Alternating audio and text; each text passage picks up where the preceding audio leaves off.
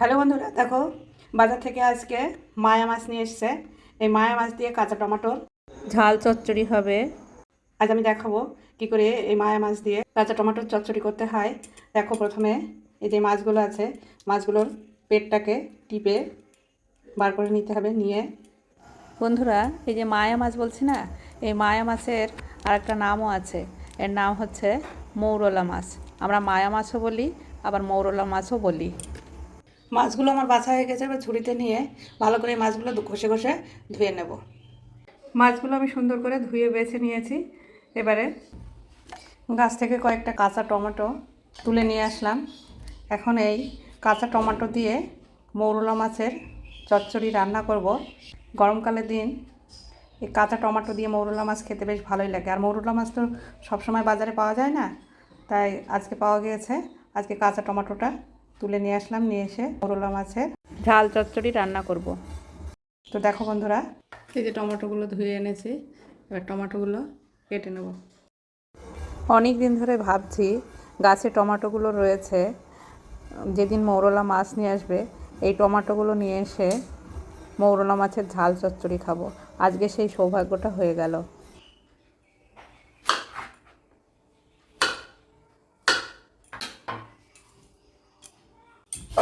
একটা আলুও দেব, একটু আলু দিলে ভালো লাগে খেতে, তাই একটা আলু ছাড়িয়ে নিয়ে ছোট ছোট পিস করে কেটে দেব।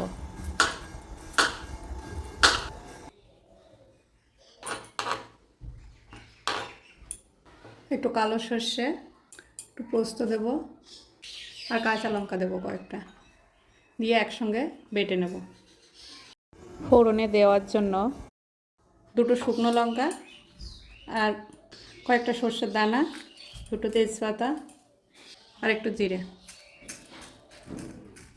উপর থেকে ছড়িয়ে দেওয়ার জন্য একটু, আর এর সঙ্গে শুকনো লঙ্কা দিয়ে একটু গরম করে নেব। এবার এই গরম কড়াইয়ে মৌরি আর এই লঙ্কা দুটো একটু একটু গরম করে নেব গুঁড়ো করার জন্যে। একটু গরম করে নিলে গুঁড়োটা ভালো হবে।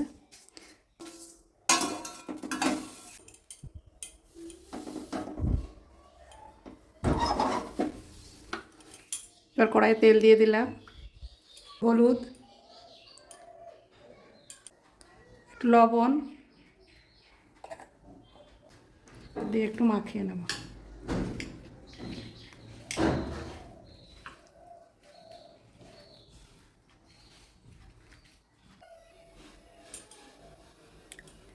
এবার মাছগুলো দিয়ে দিলাম।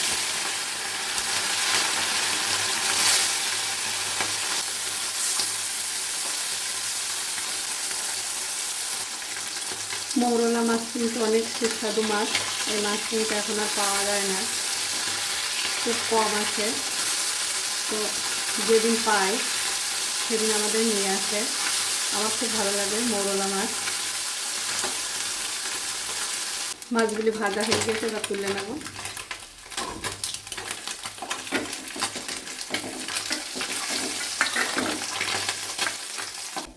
এবার এই তেলের ভিতরে আলু কটা ভেজে নেব। আলু কটা একটু ভালো করে ভাজতে হবে, কারণ টমেটো একটু টক তো, তাই আলু কটা ভালো করে ভেজে না নিলে সিদ্ধ হবে না। তাই আলু কটা আমি ভালো করে ভেজে নেব।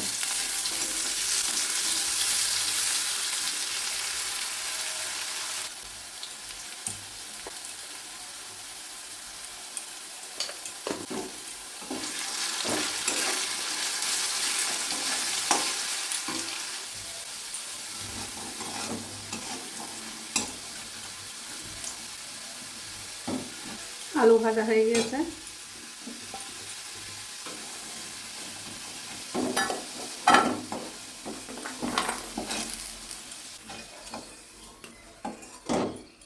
এবার এই তেলের ভিতরে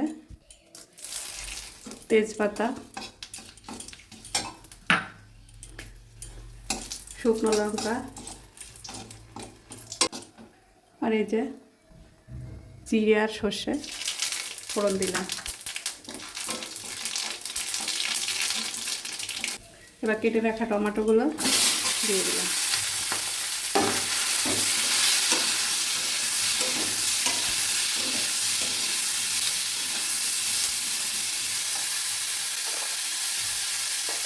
একটু লবণ দিলাম, হলুদ দিলাম, দিয়ে এবার ভালো করে কষে নেব।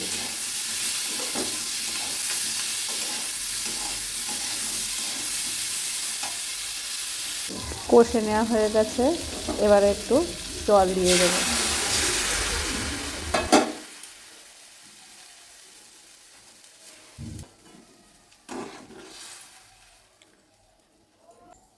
হালকা করে একটু হলুদ দিয়ে দেব,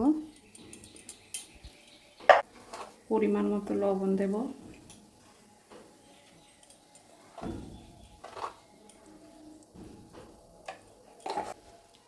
এবার একটু ঢাকা দিয়ে দেব।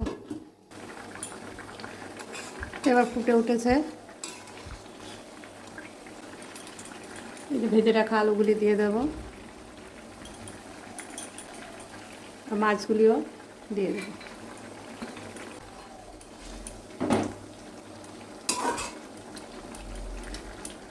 মশলা তৈরি করে রেখেছিলাম, এই মশলাগুলি দিয়ে দেব। মশলাগুলি ভালো করে ঝোলের সঙ্গে উল্টে পাল্টিয়ে মিশিয়ে নেব।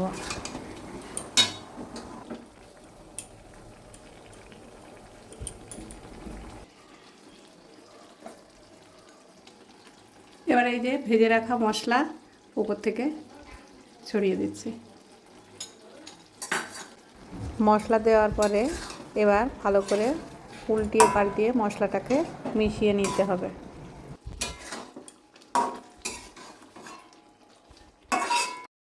দেখো রেডি হয়ে গেছে আমার মৌরলা মাছের ঝাল চচ্চড়ি।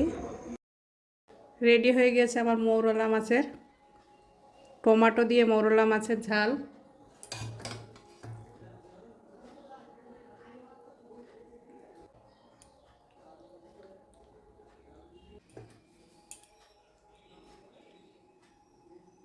গরমের দিনে গরম গরম ভাতের সঙ্গে দুপুরবেলায় টমেটো দিয়ে মৌরলা মাছের ঝাল খেতে যা সুস্বাদু লাগে সে আর ভাষায় প্রকাশ করা যাবে না।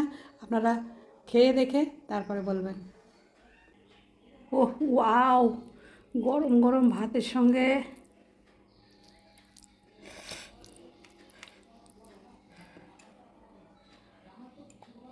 ভীষণ টেস্টি হয়েছে। এরকম হলে এক থালা ভাত খেয়ে নেওয়া যাবে।